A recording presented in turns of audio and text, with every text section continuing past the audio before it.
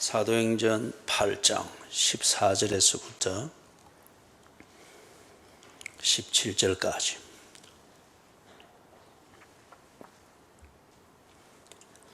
예루살렘에 있는 사도들이 사마리아도 하나님의 말씀을 받았다 함을 듣고 베드로와 요한을 보내며 그들이 내려가서 그들을 위하여 성령 받기를 기도하니 이는 아직 한 사람에게도 성령 내리신 일이 없고 오직 주 예수의 이름으로 세례만 받을 뿐이더라.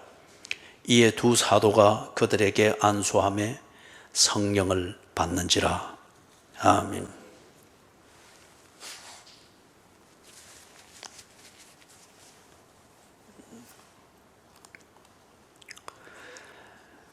지난 주일 빌립이 사마리아 지역에서 전도하고 그리고 거기서 그리스도인으로서 일상의 삶을 살아가는 것을 통해서 주의 복음이 전거되어지고 그리고 예수를 믿게 되는 사람들이 사마리아 지역에서 일어나고 있는 그 내용을 보았습니다. 그런데 이제 오늘 14절에서부터 17절을 볼 때에 조금 혼돈스러운 그러한 현상이 그 지역에 있었습니다. 성령의 문제입니다. 성령의 문제. 그리고 이 문제를 통하여서 사마리아 지역에 예수 그리스도의 복음이 전거되고 그리고 그 복음을 통해서 예수를 믿은 진정한 그리스도인이 있다 하는 것을 확정하는 증거가 되기도 했습니다. 성령의 문제입니다. 오늘 14절을 보니까 예루살렘에 있는 사도들입니다. 8장 시작 부분에서 서대반이 순교하는 걸 통하여서 예루살렘에 있는 그리스도인들이 흩어졌다 그랬죠. 그래서 이게 흩어지는 게 폭탄 터지듯이 이렇게 폭발적으로 피난 보따리 싸가 흩어지고 그런 광경은 아니죠. 그래서 빌립과 같은 이런 집사들이 또 예루살렘을 떠나서 가기도 하고 또 그 중에 그리스도인들 중에는 그런 환난을 피해서 안전을 찾아서 예루살렘을 떠나기도 하고 동시에 조심하면서 예루살렘에서 교회를 지키고 또 복음을 전가하는 일들을 하는데 특별히 사도들이 이 당시에는 사도들, 즉 예수님의 12제자들 그들은 예루살렘 중심으로 해서 거의 다 머물러 있었던 것을 볼 수 있습니다. 그래서 예루살렘에 있는 사도들이 사마리아도 하나님의 말씀을 받았다 함을 듣고 베드로와 요한을 보냈다고 합니다. 그래서 14절부터 17절 이 내용에 기본적으로 흐르는 그 맥락은 뭡니까? 예루살렘에 있는 사도들이 사마리아에도 복음이 전거되었고 거기도 그리스도인들이 이제는 세워졌다. 이것을 인정한다는 겁니다. 그래서 그 무엇에 근거해서 사마리아에 복음이 전거되었고 참된 그리스도인이 세워졌다는 것을 인정하게 됐는지 그리고 그것을 인정한 결과 그들이 무엇을 했는지 이걸 지금 14절에서부터 17절에 이 내용에서 이야기를 합니다. 그래서 14절을 보니까 사마리아도 하나님의 말씀을 받았다 함을 들었습니다. 이게 사실인 것 같으면은 그것에 근거해서 예루살렘에 있는 사도들이 사마리아에도 참된 그리스도인이 있다. 이것을 인정한다는 겁니다. 16절에 보면은 사마리아에 있는 이 사람들 중에 주 예수의 이름으로 세례를 받았다 그러지 않습니까? 그런데 지금 예루살렘에 있는 이 사도들이 사마리아에 진정한 그리스도인이 있는가? 이것을 인정하는 근거는 그들이 세례를 받았다 하는 이것으로 인정하는 것이 아니고 14절에 있는 것처럼 하나님의 말씀을 받았다. 이 사실로서 그들의 사마리아인임에도 불구하고 참된 그리스도인이 됐다 하는 것을 인정했다는 겁니다. 다른 말로 말하면은 하나님의 말씀을 받았다, 이게 없으면은 참된 세례를 받는 것은 있을 수가 없기 때문입니다. 누군가 사마리아에서 세례를 받았다, 이 사실을 들었을 때에 그러면은 그들이 하나님의 말씀을 받았나, 이것을 추론해 볼 수 있겠죠. 그리고 하나님의 말씀을 받았다, 이게 사실일 것 같으면은 그들의 세례는 진정한 것이며, 그 세례를 받았다고 하는 것은 그들은 참된 그리스도인이라는 이런 확정이 되는 겁니다. 자, 그러면 여기서 하나님의 말씀을 받았다 하는 게 무엇을 의미할까요? 여러분들이 잘 알고 있다시피 유대인들과 사마리아인들 사이에는 깊은 갈등이 있습니다. 숙적입니다. 무엇보다도 종교적인 이유 때문에 그들은 하나일 수가 없습니다. 근본 뿌리는 그들은 같은 민족입니다. 그러나 종교적인 입장 때문에 그들은 철천지 원수처럼 서로가 서로에 대해 상대를 사탄을 보듯이 그렇게 다룹니다. 그렇게 되는 데 있어서의 가장 아주 중요한 역할을 했던 것은 유대인들이 보는 하나님의 말씀과 사마리아인들이 인정하는 하나님의 말씀이 달랐습니다. 양쪽 다 여호와 신앙 중심이라고 합니다. 그래서 한때는 여호와 신앙, 이 근거에서 사마리아, 즉 10지파, 북쪽 이스라엘 10지파, 남쪽 유다의 이 2지파가 한 국가로서 그렇게 한 공동체로서 지냈죠. 그런데 역사적 사건을 계기로 하여서 둘이 나누어지게 되었고, 나누어지면서 자기의 정체성을 자신들이 지향하는 그러한 신앙, 이 칼라를 따라서 그들의 정체성을 정리해 왔습니다. 그런데 그들의 정체성을 정리하는 그들의 신앙의 이 지향하는 신앙의 칼라가 성경에 근거했죠. 여기서 하나님의 말씀이라는 것. 그런데 이게 어느 때부턴가 달라졌습니다. 북쪽 이스라엘 10지파의 후예들인 사마리아인들이라 일컫는 이들이 말하는 하나님의 말씀, 남쪽 유다, 이 사람들이 말하는 하나님의 말씀, 이게 멀리서 보면은 같은 것인데 들여다보면은 달랐습니다. 그래서 처음에 이야기했던 대로 그들의 정체성의 근거, 이것의 가장 중요한 기반은 여호와의 신앙인데, 여호와의 신앙을 어디에서 세웠느냐? 하나님의 말씀이라고 하는 그것에 근거해서 여호와의 신앙을 세웠습니다. 그렇기 때문에 하나님의 말씀이라고 하는 이 근거가 다르면은 그들은 결코 같을 수가 없습니다. 지금 현재도 팔레스타인과 이스라엘의 끝없는 그 전쟁의 상태, 이것은 제가 볼 때는 예수님 올 때까지는 끝나지 않습니다. 종교적인 문제이기 때문에 그렇습니다. 거기에 휴머니즘을 갖다 대고 백악관에 둘을 정치 지도자를 불러서 여러 가지 경제적 후원과 외교적이고 국방의 이런 조건, 좋은 조건을 제시해서 화해하게 할지라도 그 계산상의 화해는 될지 모르나 결코 하나가 될 수는 없습니다. 양쪽의 민족의 정체성을 주장하는 그 근거로서 그들 각자의 종교를 말하고 있기 때문에, 마찬가지로 이 사마리아인과 유대인들이 이 갈등을 일으키는 것은 둘 다 하나님의 말씀에 근거해서 여호와의 신앙을 가진다고 하는데, 들여다보니까 각자가 말하는 하나님의 말씀의 내용이 달랐습니다. 그렇기 때문에 서로가 상대를 사탄처럼 보는 겁니다.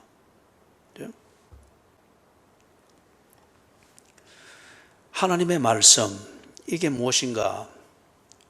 유대인들은 이 당시에 하나님의 말씀 이럴 때 지금 우리가 가지고 있는 성경의 체제로 말하면은 모세오경, 그리고 선지자들의 글, 그리고 우리 시편, 잠언, 전도서 이런 걸 포함하는 것을 보고 시가서라고 합니다. 이것을 포함해서 지금 현재 우리가 가지고 있는 구약 성경 39권, 이게 유대인들로서는 하나님의 말씀 이렇게 할 때 그게 다 포함이 됩니다. 물론 이 당시에 모세오경과 선지자들의 글은 하나님의 말씀이라고 공인되었습니다. 유대인들 사회에서도. 그런데 시가서는 예배와 이 모든 것이 하나님의 말씀으로 사용되어지기는 하되 아직 공인되지는 않았습니다. 조금 다듬어져야 될 부분이 있고 논란이 되고 첨가된 부분이 있는가를 살피는 단계였습니다.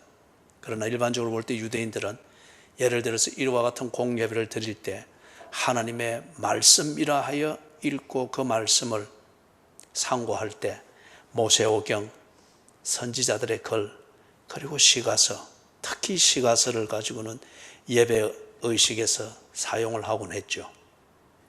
그런데 사마리아인들은 하나님의 말씀 할 때에 무엇만 인정했는가? 모세의 글이라고 하는 이 5개, 이걸 보고 모세오경이라고 합니다.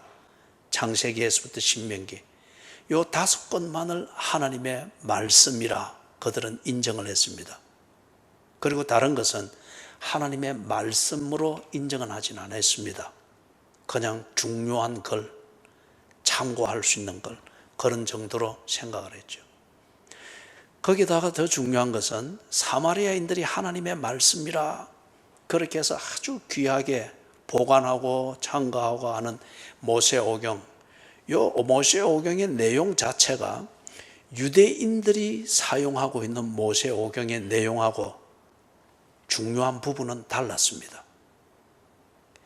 예를 들면 유대인들이 사용하고 있는 하나님의 말씀에서 예루살렘을 성소로 지정을 하죠. 그리고 아주 영적인 의미에서도 예루살렘의 회복 중심으로 해서 이스라엘이 회복되는 것을 말하고 나는데, 사마리아인들이 가지고 있는, 사용하고 있는 이 모세오경에서는 예루살렘 대신에 다 그리심산, 이것을 유일한 성소로 지명을 합니다. 그렇기 때문에 요한복음 4장을 보면은 예수님께서 사마리아로 들려서 거기 있는 수가성이라고 하는 곳에서 우물가에서 한 여인과 대화를 나누죠. 이때 이 여인이 끈적끈적 말을 계속 끌어가면서 신학적 논쟁을 할 때도 뭐라고 그럽니까? 우리는 거리심산에서 예배를 드리라고 하는데 당신들은, 즉 유대인들은 예루살렘에서 예배를 드려야 된다고 합니다. 누가 옳습니까?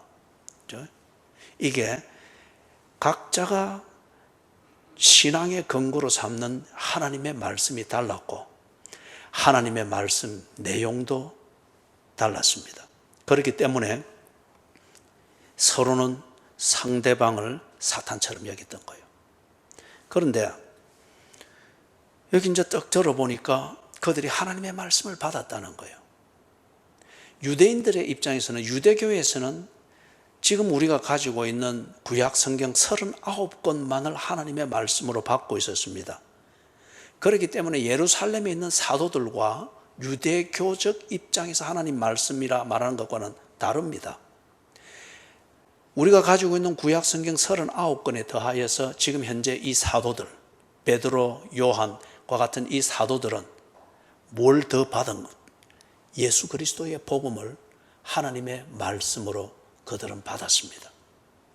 유대인들은 구약만을 인정했지 예수 그리스도의 복음은 하나님의 말씀으로 받지 않았습니다. 그런데 이 사마리아에서, 사마리아에 있는 사람들이 빌립을 중심으로 해서 전도를 통해서 예수를 믿었다고 소문이 알려지는 이 사람들이 하나님의 말씀을 받았다, 유대교와 같은 구약에 있는 내용 그대로를 하나님의 말씀을 받았다, 이거는 유대교와 아주 좋은 대화를 나눌 수 있는 그게 되겠죠. 그런데 이 그리스도인들이 딱 보니까 자기들하고 똑같은 하나님의 말씀을 그들이 받고 인정을 한 거예요.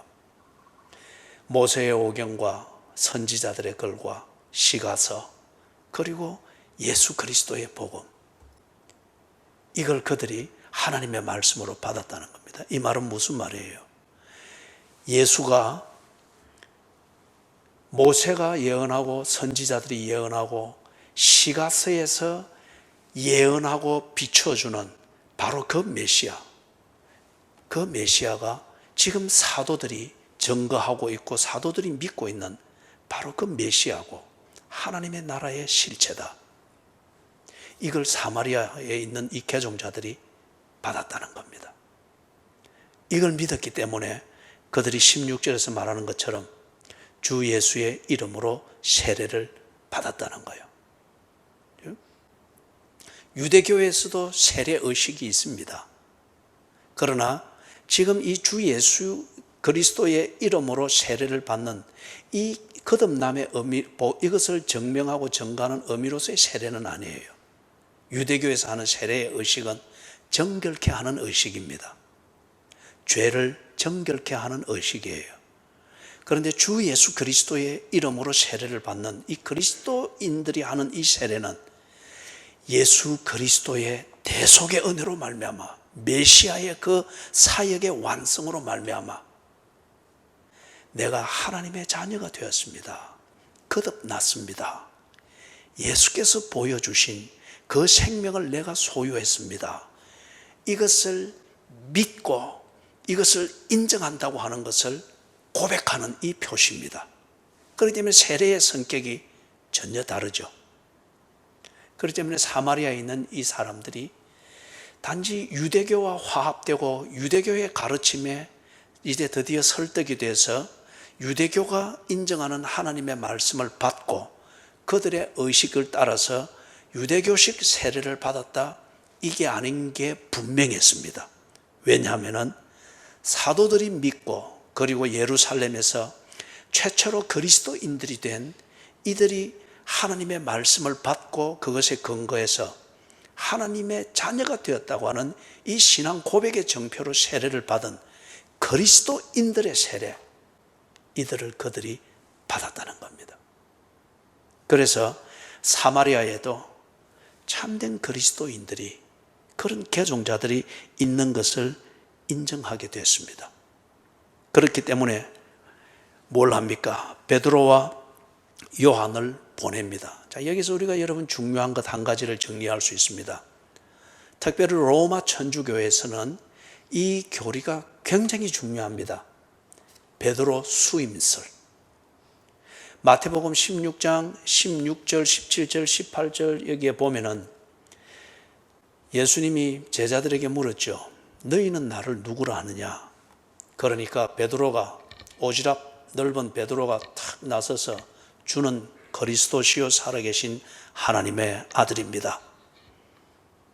예수님이 기대하는 대답입니다. 그리고 말은 정확하게 맞습니다. 그것을 듣고서 예수님이 탁 반응을 했죠. 내가 이 반석 위에 내 교회를 세울 것이다. 그런 다음에 천국 열쇠를 준다고 합니다. 그래서 땅에서 풀면 하늘에서도 풀고 땅에서 매면 하늘에서도 매일 것이다. 천국 열쇠를 준다. 그때 말하는 예수님께서 내가 이 반석 위에 내 교회를 세우리라는 그 반석, 그게 페트로스, 베드로의 이름과 같습니다. 베드로의 이름과 같습니다. 그런데 성은 다릅니다. 베드로의 이름을 말하는 페트로스는 남성입니다. 그러나 내가 이 반석 위에 교회를 세운다 하는 그때의 그 페트로스, 반석의 의미는 페트라입니다. 다릅니다. 그렇기 때문에 그걸 근거를 삼아서, 근거 중에 하나로 삼아서 예수님이 교회를 세우고 교회를 전성시켜 나가는 이 기초와 그 열쇠는 베드로에게 줬다. 그렇게 해석을 합니다. 그래서 베드로 수임설을 말합니다. 그렇기 때문에 사도성이 베드로를 계승해 간다. 그래서 그 사도는 현재 누구냐? 교황이라고 하는 겁니다. 그래서 교황은 어디를 가든지 베드로, 여러분 코바디스라는 영화 보셨죠? 그죠? 코바디스. 저희 어디로 가시나이까? 그때 이 영화에 보면 그 상징처럼 있는 게 베드로가 큰 지팡이 이리 짚고 다니잖아요. 그죠? 그래, 그것처럼 이 교황이 어디로 가든지 또 교황의 상징에서 언제나 지팡이를 딱 쥐고 있죠. 그 지팡이가 권위를 말합니다. 베드로의 후계자라는 겁니다. 그렇게 해서 교황의 주변에 많은 신비한 요소들을 갖다 붙인 교리들이 있습니다. 그렇기 때문에 로마 천주교에서는 교황 그리고 교황과 관련되어진 그 교리들이 너무 중요합니다. 왜냐하면 거기에 대한 해석에서 비롯되는 거죠. 예수님이 베드로 위에 교회를 세웠다. 그리고 베드로에게 천국 열쇠를 주었다. 그렇기 때문에 베드로에게 모든 권위가 있다는 이 식이죠. 그래서 이 베드로 위에 교회를 세웠으면 베드로의 이 권위를 계승하는 자가 분명히 있다.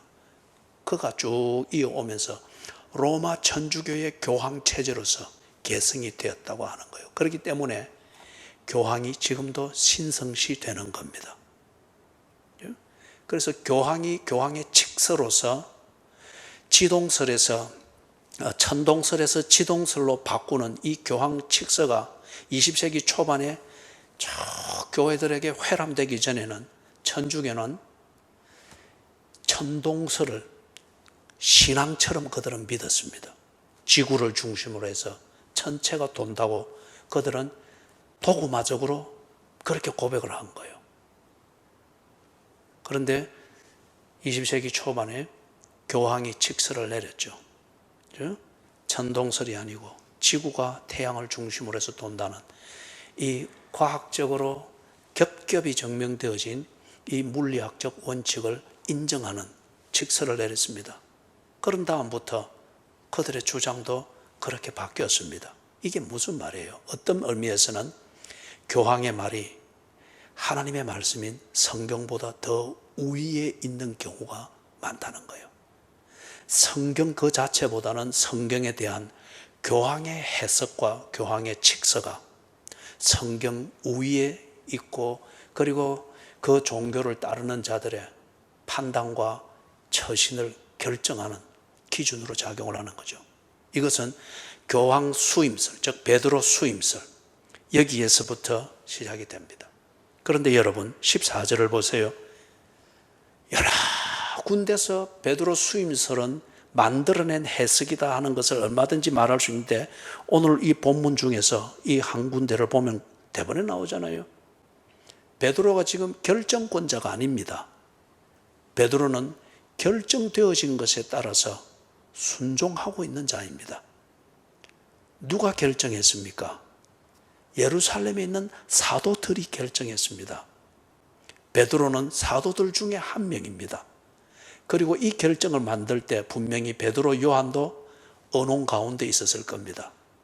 그리고 사도들에 의해서 만들어진 결정을 따라 베드로에는 주어진 임무를 수행하기 위해서 결정을 실행하는 자로서 지금 이 역할을 하고 있습니다.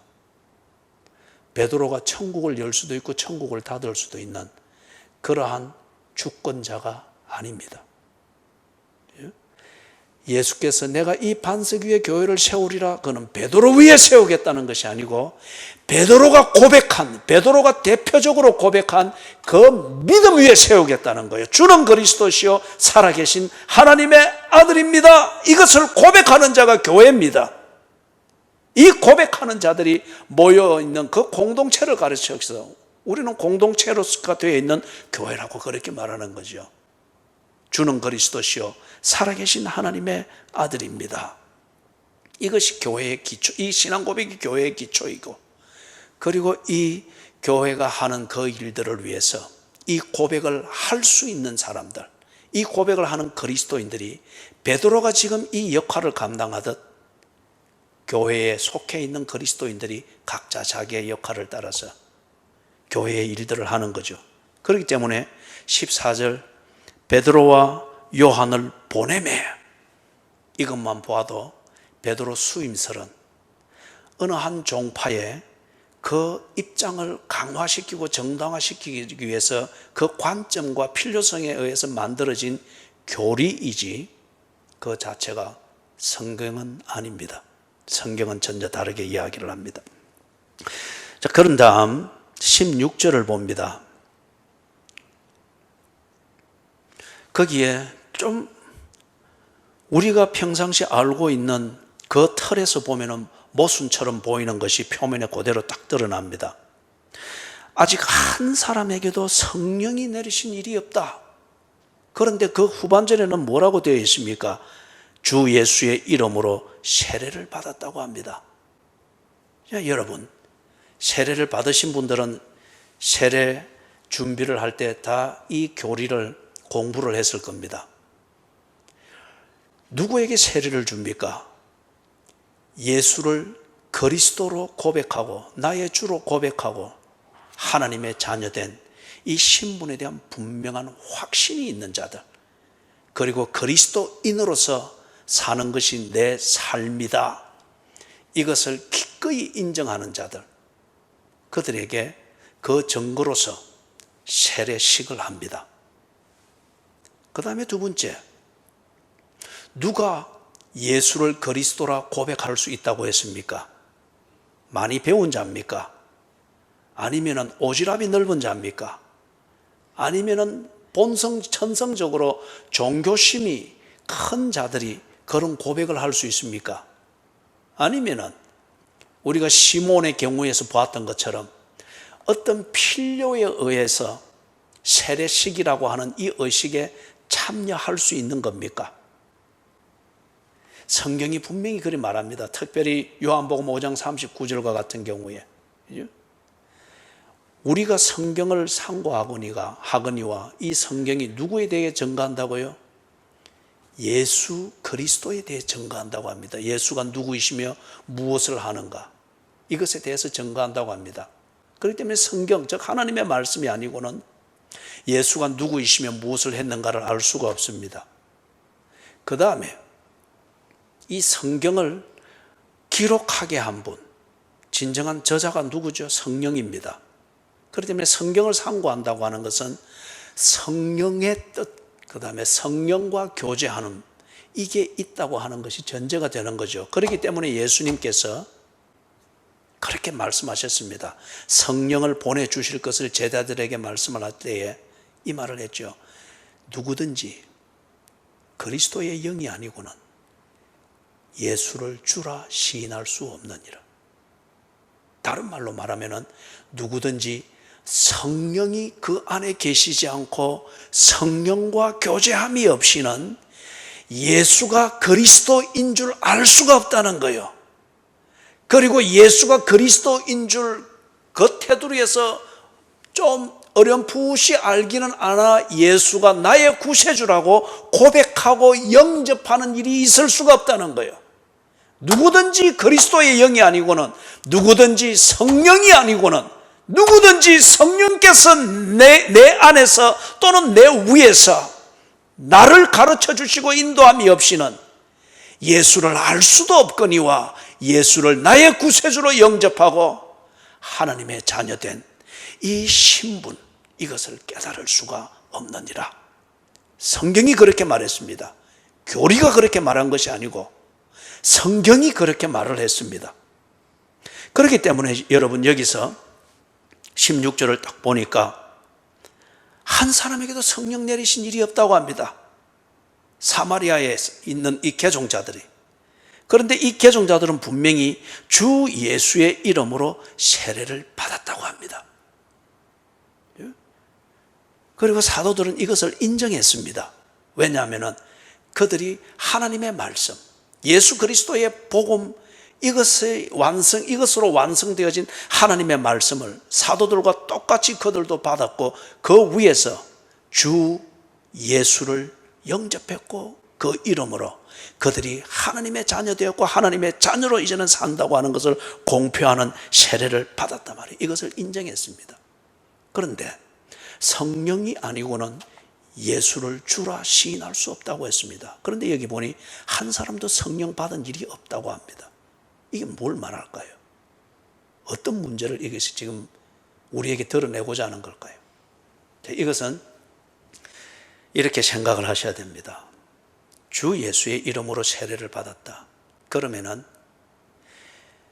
그리스도의 영이 아니고는 예수를 주라 시인할 수 없느니라. 즉 성령의 내재하심과 성령의 교통하심은 분명히 이들에게 이루어졌습니다. 그리고 그 성령은 그들 가운데 내재하고 계십니다. 내재한다. 항상 성령님이 나와 동행하시며 나와 함께 하시는 것을 말합니다. 내가 내 정신을 가지고 살듯이, 그죠?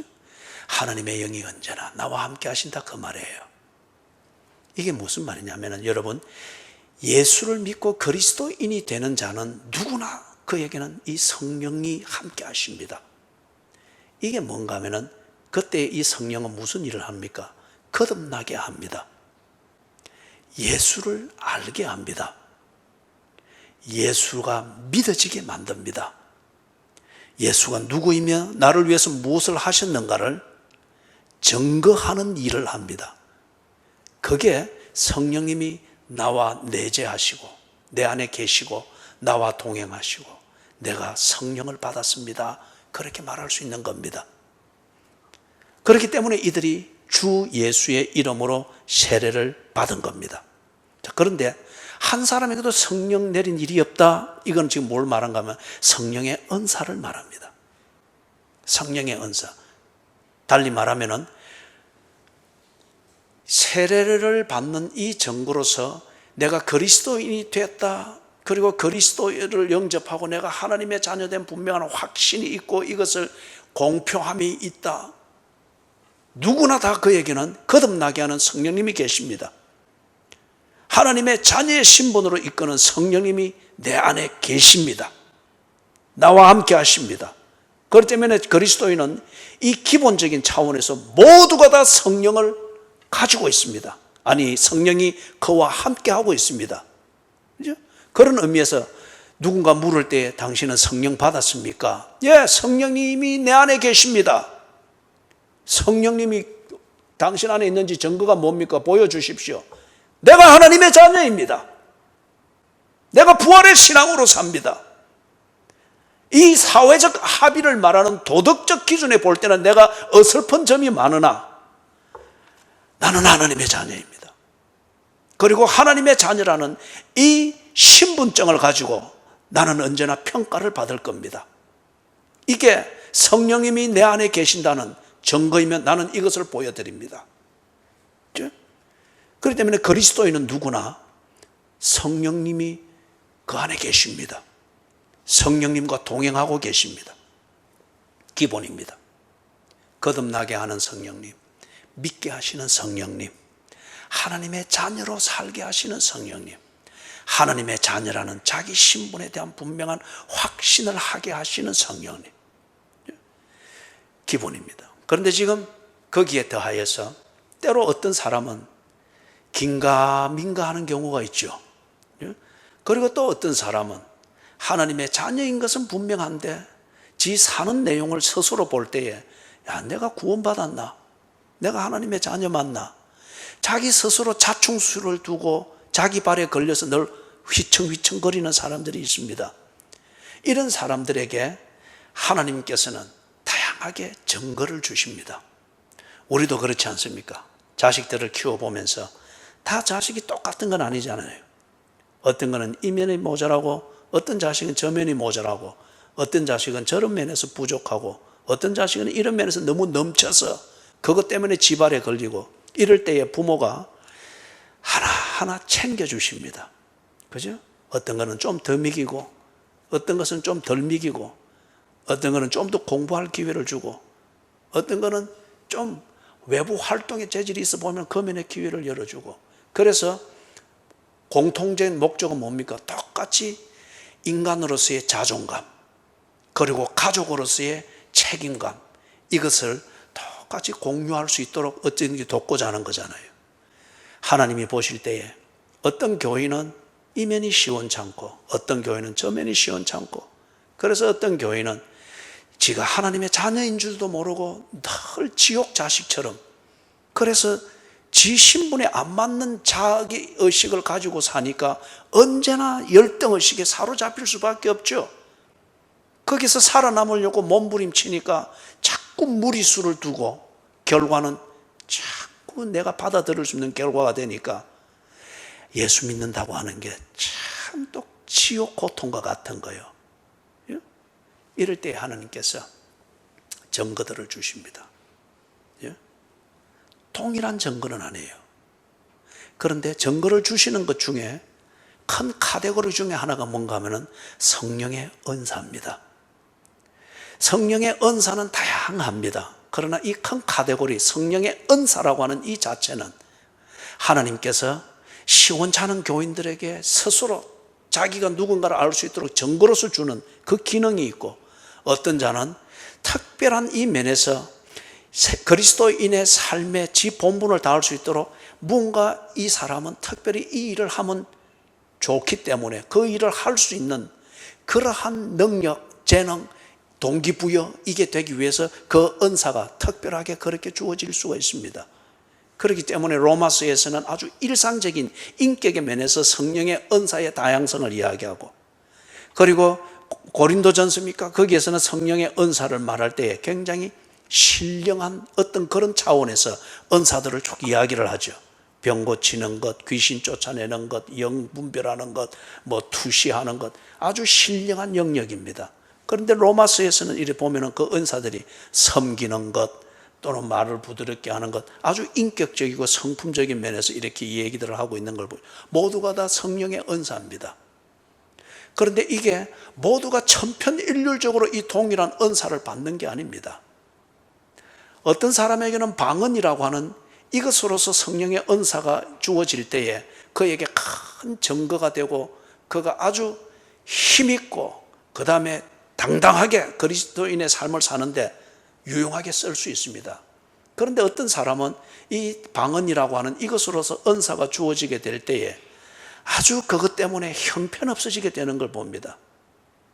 형편없어지게 되는 걸 봅니다. 자, 이 얘기로 맥락으로 돌아가서 16절에서 말하는 것, 한 사람에게도 성령 내리신 일이 없더라. 성령의 은사입니다. 성령의 은사입니다. 그러나 이 지금 사마리아에서 세례를 받고 그리스도인이 된 이 사람들에게 있어서 지금 그리스도인이라는 확신이 없느냐? 그건 아니에요. 그게 아니에요. 그런데 지금 이 사도들이, 그리고 예루살렘에서 이 소문을 들었던 사도들이 다른 소문들을 연이어 들을 때에 왜 그들이 아직 성령을 받지 못했다라고 생각하는가?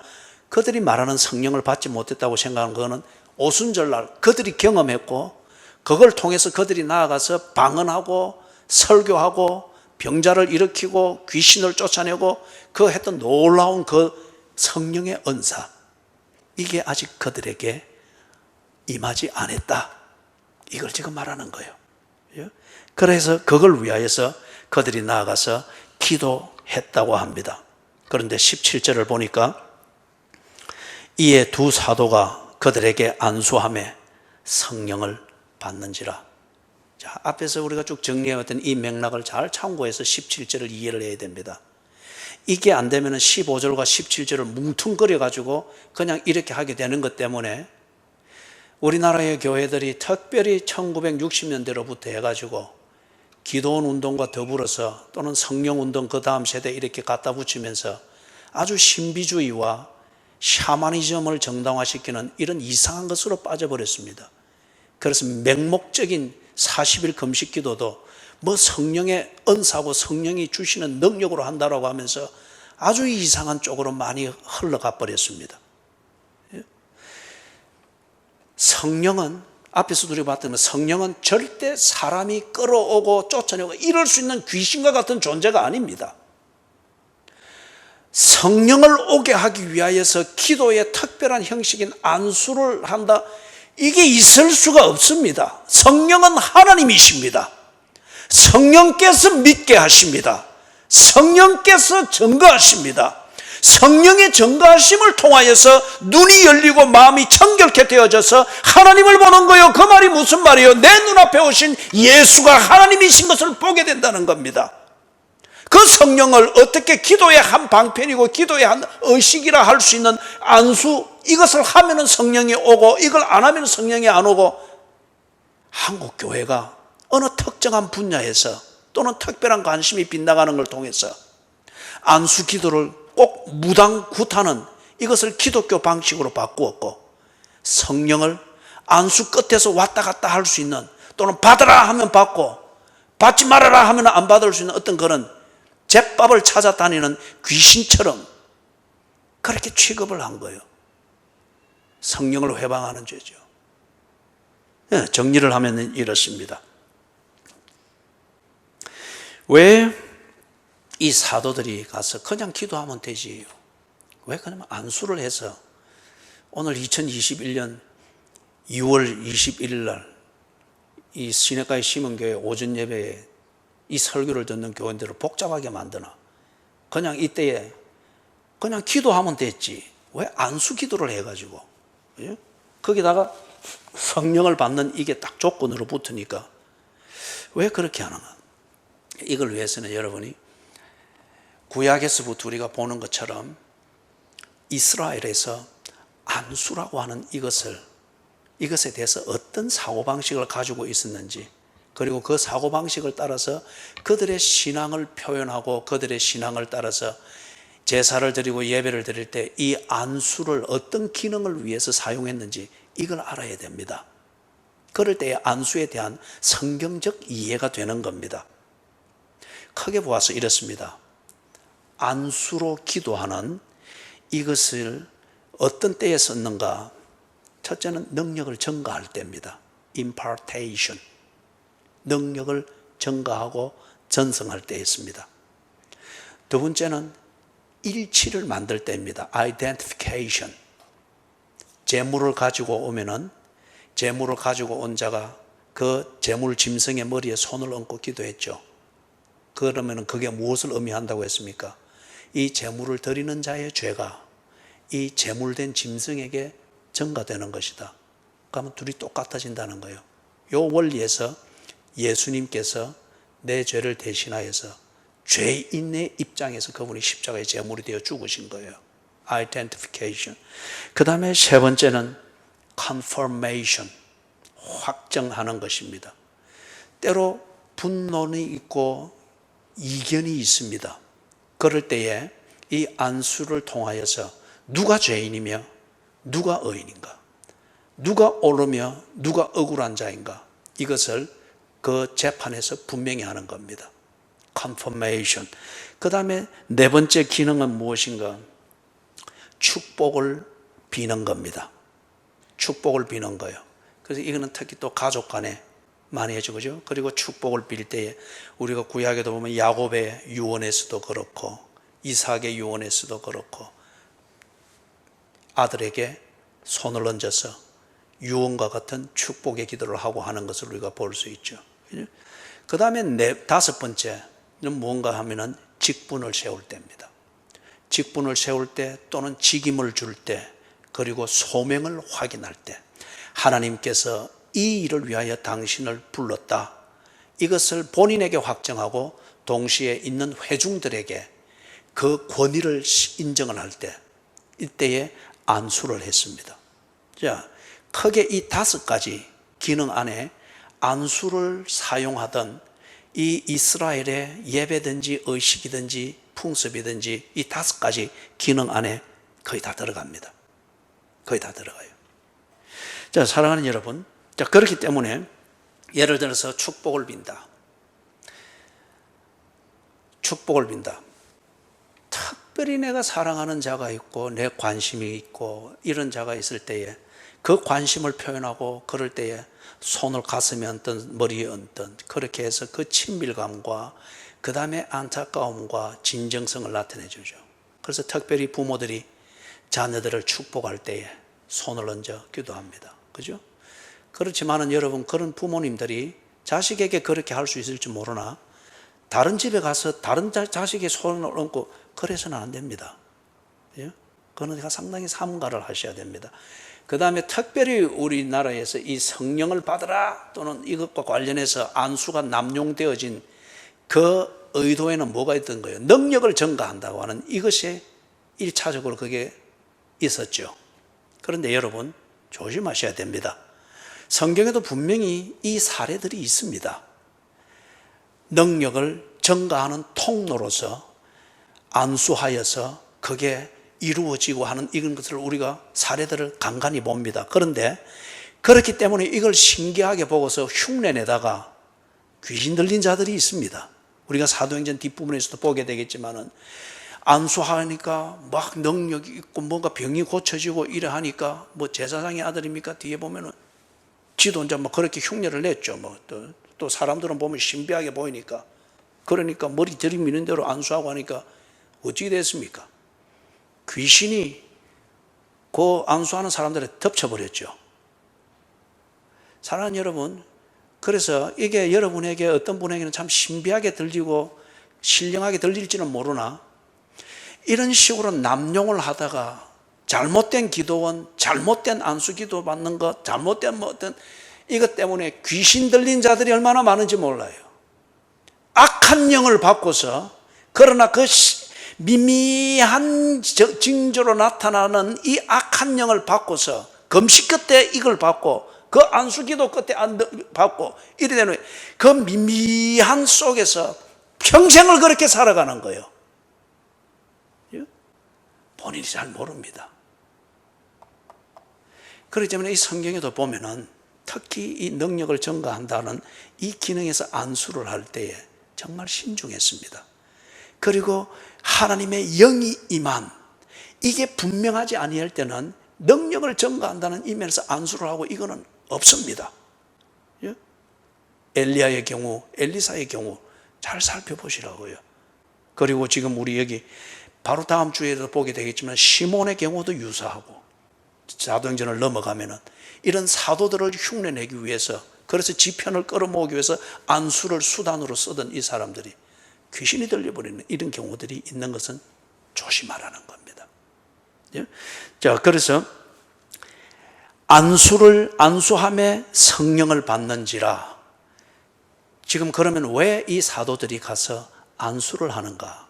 이 기능을 가지고 있는 이 안수를 통하여서 사마리아인들에게 그들은 축복을 하기를 원합니다. 그리고 사마리아인 개종자들에게 당신들이 진정 거듭난 자들입니다. 확정을 하기를 원합니다. 그리고 또 중요한 것은 그들에게 특별히 안수함으로 말미암아서 당신들 역시 우리와 같이 그리스도인으로서 살아야 하되 당신에게는 특별한 사명이 있습니다. 기억하게 하고 새기게 합니다. 여러분, 재밌는 것은 지금 이 두 사도가 내려가 가지고 사마리아에서 개종한 모든 그리스도인들에게 안수했다고 하지 않습니다. 예를 들어서 사마리아에서 개종한 자들이 지금 200명이라고 치십시다. 베드로, 요한이 내려가서 200명을 다 돌아다니면서 안수하거나 불러 모아서 안수하거나 이게 아닙니다. 만약에 그리 했다고 하는 것 같으면 시몬도 안수를 받았어야죠. 지난주를 봤던 그 10절입니까? 거기 보면은 빌립이 세례를 받았지 않습니까? 12절에 빌립이 아니고 시몬이 세례를 받은 무당 시몬이 세례를 받았지 않습니까? 시몬이 세례를 받은 것은 하나님의 말씀을 받았기 때문에 그걸 믿었기 때문에 세례 받은 게 아니에요. 지 목적을 위하여서 세례 의식에 참석을 한 겁니다. 이런 경우가 현대 교회에도 얼마든지 있을 수 있습니다. 그리고 지금 베드로, 요한이 내려가서 개종한 자들, 주 예수의 이름으로 세례받은 자들에게 안수해서 성령을 받게 되는데, 성령의 은사를 받게 되는데 지금 이 시몬이 없습니다. 세례를 받았습니다. 그러나 안수받은 자 중에 시몬이 없습니다. 그렇기 때문에 다음 주일로 보게 되는 18절 이하에서 보니 시몬이 자기에게도 안수를 해달라고 돈까지 써가면서 부탁을 하는 이게 나오죠. 그럼 이게 무슨 말이에요? 우리가 안수의 5가지 기능 중에서 마지막에 보았던 것, 그죠? Commissioning of ministry. 사역을 위하여서 특별히 구별하여 세우고 그것에 대한 소명을 알게 하고 이것을 지켜보는 회중들이 그 권위를 인정하게 하기 위해서 안수한다는 이걸 통해서 의식을 했습니다. 그러면 베드로와 요한이 안수한 사람들은 특정한 사람들입니다. 그 특정한 사람들에게 안수하는 것을 통하여서 당신들이 이 복음을 증거하는 일을 위하여 헌신하십시오. 하나님께서 당신에게 오늘 그리스도인 되게 하심은 우리처럼 당신들을 통하여서 이 사마리아 땅에 복음이 활발하게 전거되기 위함입니다. 헌신하십시오. 하나님이 그렇게 부르셨습니다. 이것을 확정하고 그들을 축복하고 그들에게 인정할 수 있게 하고, 그리고 성령의 은사가 임하는 통로가 되는 임파테이션의 이 통로가 되기 위해서 그들은 특정한 사람들에게 안수했습니다. 말씀을 정리합니다.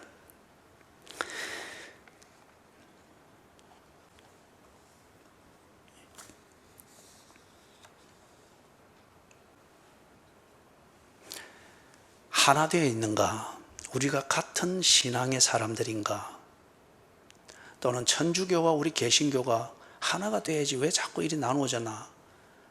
아니면은 이 기독교, 개신교 안에 여러 종파들이 있는데 왜 하나 돼야지 왜 다른가? 바램은 우리가 그렇게 바래야 됩니다. 바램, 그것은 맞습니다. 그러나 그 바램 때문에 내용과 본질을 그냥 대충 넘어갈 수가 없습니다. 하나님의 말씀을 받았는가? 그죠? 우리가 디디고선 이 디딤돌이 똑같은가? 그러지 않으면은 위에 상부 구조만 하나 되었다, 밑에 하부 구조가 전혀 다른 데 서 있다, 무너지는 것은 시간 문제입니다. 그리고 그 무너짐이 나중 형편이 더하니라. 예수님이 그렇게 말씀했죠. 그리스도인이 또는 교회가 추구해야 될 하나됨, 화평, 이것은 휴머니즘, 박애주의의 관점에서 말하는 그런 화평이 아닙니다. 존재론적 하나됨입니다. 부모가 다르면 자식의 성이 달라질 수밖에 없죠. 하나님의 말씀이라 말하는 신앙 고백의 근거가 다르면 그거는 박애주의로 하나 되게 할 수가 없습니다. 그거는 상호 상부 상조하는 그러한 통로는 될 수 있을지 모르지만 하나 될 수는 없습니다. 그렇기 때문에 여러분이 하나됨, 같은 교인 아니가, 어떤 이런 면에서 할 때에 여러분들이 뱀같이 지혜롭고 비둘기같이 순결하기를 바랍니다. 무엇에 근거해서 하나님의 말씀을 받았는가? 내가 믿는 하나님의 말씀, 저들도 믿고 있는가? 반드시 확인해야 됩니다. 두 번째, 안수 받으러 다니지 마십시오. 안수 받으러 다니지 마십시오. 그러다가 귀신 들릴 수 있습니다. 그러다가 시몬이나 저 뒤에 나오는 그 제사장의 6 아들입니까? 7 아들처럼 그들이 가지고 있는 악한 심령을 그대로 전수받을 수 있습니다. 그죠? 그래서 지금 시몬에게도 이 사도가 그리 말하잖아요. 네 속에는 악독이 가득하도다. 그죠? 안수 받으러 다니지 마십시오. 성령은 하나님의 백성을 위하여 우리 가운데 일하시고, 성령께서는 당신의 주도권을 가지고서 일하십니다. 은사 주실 분에게 은사 주시고 보호하실 분에게 보호하십니다. 그리고 누군가를 보내서 성령이 그렇게 하고 있다고 하는 것을 알고 확정하는 데 있어서 그 사람에게 그게 정말 절실히 필요하다, 안수하는 자를 보내줄 거예요. 안수하는 자를 보내줄 거예요. 아니면 성령의 이끄심을 따라서 안수라고 하는 이 은혜로운 그 교제를 만나게 할 거예요. 스스로 안수 받으러 찾아다니지 마시고 어디 가면 안수한다고 들이밀고 안수 받으려고 기 쓰지 마시란 말이에요. 성령과 교통하십시오. 성령께서 여러분에게 필요한 대로 여러분이 확정하고 거듭난 생명을 가지고 그리스도인답게 사는 데 있어서 당신의 달란트를 가지고 충만하게 살 수 있도록 성령께서 인도하실 것이요. 그리고 마지막 세 번째는 세례를 받았으나 구원의 확신에 대해서 내가 정말 예수 믿는가, 구원받았는가, 세례는 받았으나 그 면에서 미미하신 분이 있다. 그러면은 이 세 가지 중에 한 가지를 가지고 점검하십시오. 당신이 정말 세례 받을 때 하나님의 말씀을 받고서 세례를 받았는지, 다시 말해서 성경의 가르침, 이것에 근거해서 예수가 나의 구세주이시며 그분을 통해서 내가 하나님의 자녀 됐다. 성경에 근거해서 그 확신을 가지고서 그 증거로서 세례를 받았는지 이걸 확인하십시오. 그래서 그게 아니고 다른 이유로 다른 동기와 다른 충동으로 세례를 받았으면 제게 오십시오. 상담하고 그게 사실이면 다시 공부하고 세례를 받는 절차를 밟아야 됩니다. 다시 말해서 구원의 확신을 정리해야 된다는 거예요. 두 번째, 세례를 받았으나 구원의 확신에 대해서 미미하다. 그럴 경우는 어쩌면 여러분에게 성령의 은사가 없기 때문에 그럴 거예요. 섬기는 은사면 은사, 온유한 은사는 은사, 어떤 사람은 그 달란트가 되면 귀신을 쫓아내는 은사면 은사. 그리스도인으로서 내가 한 몫을 담당하며 삶에 있어서 내게 갖추어져야 될 그 무언가가 필요합니다. 그게 안 갖추어졌을 때, 아니면 있음에도 불구하고 내가 그걸 제대로 능동적으로 쓰지 아니할 때 나는 언제나 밋밋한 물과 같아서 내가 예수 믿는가 안 믿는가 자기 스스로 늘 안개 속에서 헤맬 수가 있습니다. 이럴 때에 성령의 은사, 다시 말해서 증거를 구하십시오. 성령님의 은혜로 내가 세례를 받았고 인정을 받았다면 세례 받은 자답게 그리스도인답게 살 수 있도록 해주십시오. 내가 그리스도인이라고 하는 것을 불처럼 확인할 수 있는 증거를 주십시오. 의심 속에서 헤매지 말고 증거를 구하십시오. 성령께서 주도한 것이면 성령께서 반드시 언제나 책임을 지실 것입니다. 세례를 받았으나 구원의 확신이 미미하다. 점검해야 될 요소 세 번째, 당신의 달란트를 먼저 확인하십시오. 당신의 달란트를 먼저 확인하십시오. 어떤 면에 꿈이 있는지, 그리고 어떤 재주가 있는지, 무엇을 하고 싶은지, 그리스도인으로서 내가 당면한 과제가 무엇인지 확인하십시오. 그게 사도인지, 전도자인지, 아니면 가정을 세우는 건지, 아니면 가정생활에서 무언가를 하는 것인지, 아니면 사회생활에서 내 성격이 이러니까 이 면이 고쳐져서 그런 면에서 영향을 끼쳐서 어떻게 할 건지, 아니면 사업을 어떻게 해서 무언가 경제적인 어떤 이런 면에서 나는 영향을 끼치는 이런 재주가 있다.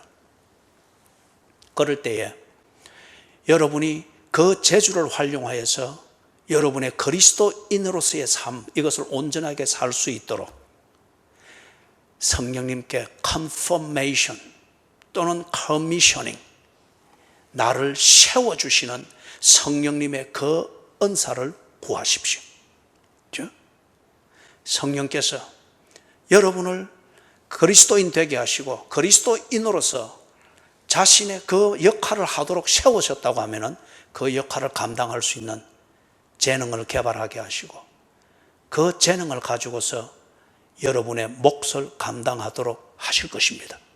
그게 성령께서 주시는 은사입니다. 그렇기 때문에 세례를 받았으나 주 예수의 이름으로 세례를 받은 건 분명한데 왜 늘 긴가민가한가, 또는 삶에서 왜 이렇게 내가 매갈이 없이 사나, 내가 내 삶을 봐도 참 초라하다, 그럴 때에 스스로 만든 안개 속에서 헤매지 말고 방금 말했던 이 세 가지 중 어느 하나를 두고서 점검하시고 안개를 걷어내도록 하십시오. 구원을 받은 게 확실하면 당신은 결코 안개 속에서 그래 지낼 수 있는 존재가 아닙니다. 그럼에도 불구하고 여러분이 여전히 그 안개 속에 걷어낼 수 없는 안개 속에 지낸다고 하면 당신의 세례는 어쩌면 무당 시몬이 받았던 그 세례와 동일할지 모릅니다. 그러면 해결하기 위해서 교회가 언제나 손을 벌리고 있으니까 오십시오. 구원의 확신에 대해서 다시 정리하고 성령의 인도하심을 받으면 됩니다. 다 같이 기도하십시다. 하나님이여, 예수 그리스도의 복음을 듣게 하셔서 감사합니다. 이 복음을 듣고 깨닫고 믿게 하셔서 감사합니다. 하나님의 자녀 되게 하셔사오니 이제는 하나님의 자녀로서 살 수 있는 능력을 주시옵소서. 밋밋하게 살지 않게 하시고 한 달란트 받았던 종처럼 살지 아니하도록 성령이 우리를 거듭나게 하셨으면 거듭난 생명으로 살아갈 수 있는 능력, 힘, 정체성, 확신, 목적의식, 이것에 불탈 수 있도록 은사를 주시옵소서. 주여, 혹 이 가운데에서 안수의 남용과 성령 받으라는 이러한 신비한 소리들에 유혹되어서 저들의 악독한 그 영을 받은 자들이 있다고 하면은, 그리고 그 영향 아래 매여 있는 자들이 있다고 하면은, 주여, 우리에게 성령의 은사를 허락해 주셔서 그 어두움에서 벗어날 수 있게 해주시고 그 영을 구해 주시옵소서. 예수 그리스도의 이름으로 간절히 기도드리옵나이다. 아멘.